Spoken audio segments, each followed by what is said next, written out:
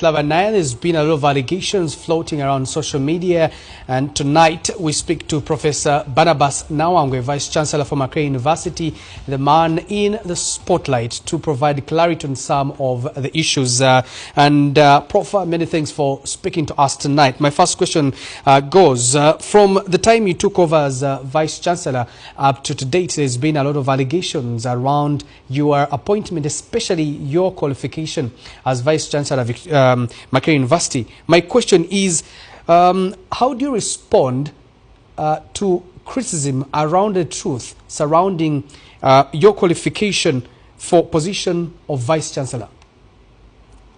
Well, Canary, yes, it is true. I have seen allegations which started way back, but they have been most intensive, I think, in the last 2 months. With the people posting even on social media, claiming that I do not have the necessary papers, first to be a professor and then also to be a vice chancellor of Makerere University. I did actually publish my academic credentials on social media so that the whole world knows the truth. And I did explain in that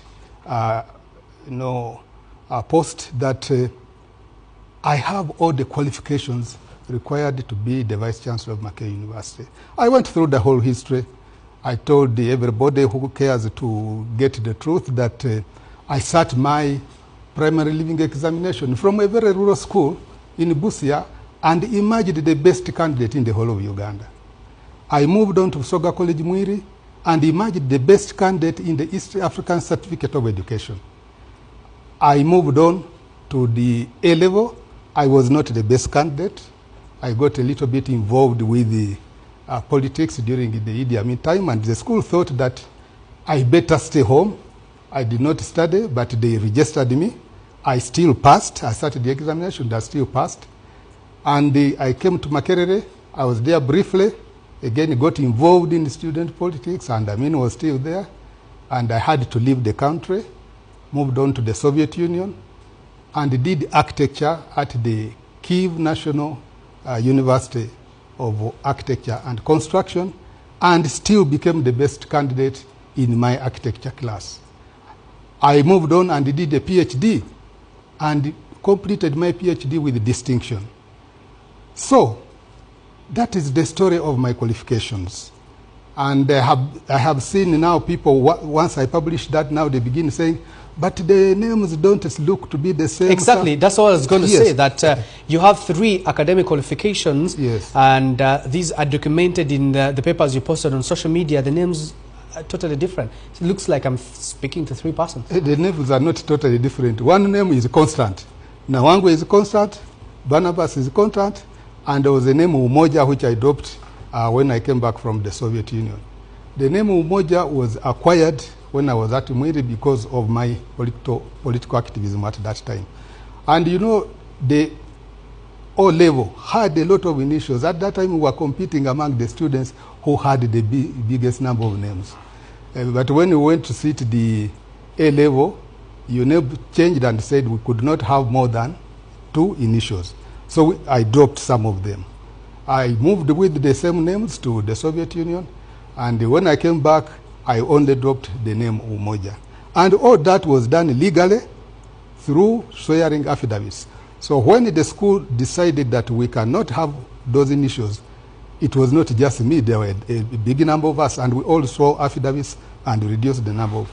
So the person is the same. Maybe what you can ask the people who are making allegations, let them tell us if there is any Barnabas Nawangwe who studied at Busia, studied at Soga College Mwiri, and went to study at the Soviet Union, who is not me, in the last 100 years. Prof, the other thing I'm really interested in you answering is the corruption around the promotion of staff. And there's allegations that you are even intimidating some staff, that everyone and whatever work they do at Makerere University, they do it because they need to be loyal to you, or else you kick them out. That's laughable, just very laughable. The Makerere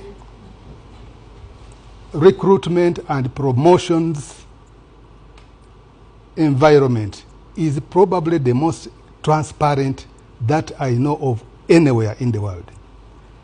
To be promoted at Mackay University, you begin with your unit. Your department has to assess your papers, and then if they are satisfied, they send the papers next to the next level, which is the school level.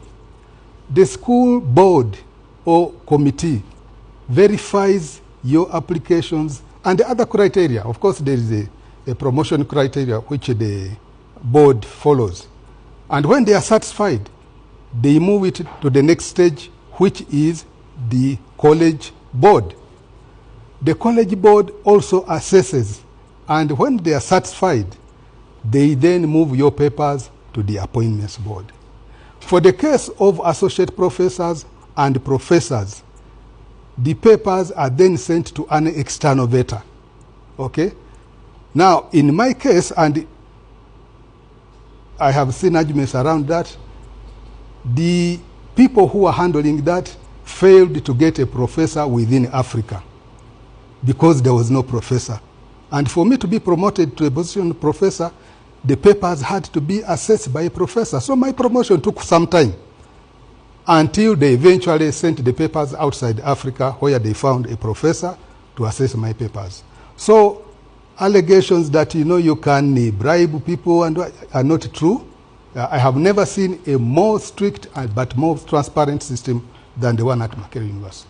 Right. So can we speak a little bit about your achievements at Makerere University? Because many, as you've seen online, seem to doubt what you've done at Makerere University. One, you have the ivory tower ban at your watchful eye, and many documents are destroyed, and many think that that should never happen under your watchful eye as Vice Chancellor. But many more things, I mean, the Freedom Square, rather is it called the Freedom Square, the garden at just next to the ivory tower. Many say it's no longer accessible. What is happening? What have you done at Makerere University?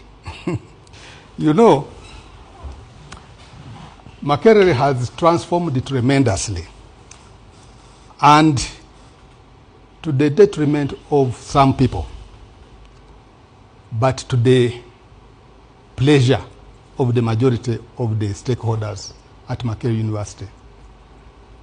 Makerere University currently is ranked as the most international university in the world, because we have running active MOUs with other institutions around the world than any other university in the world.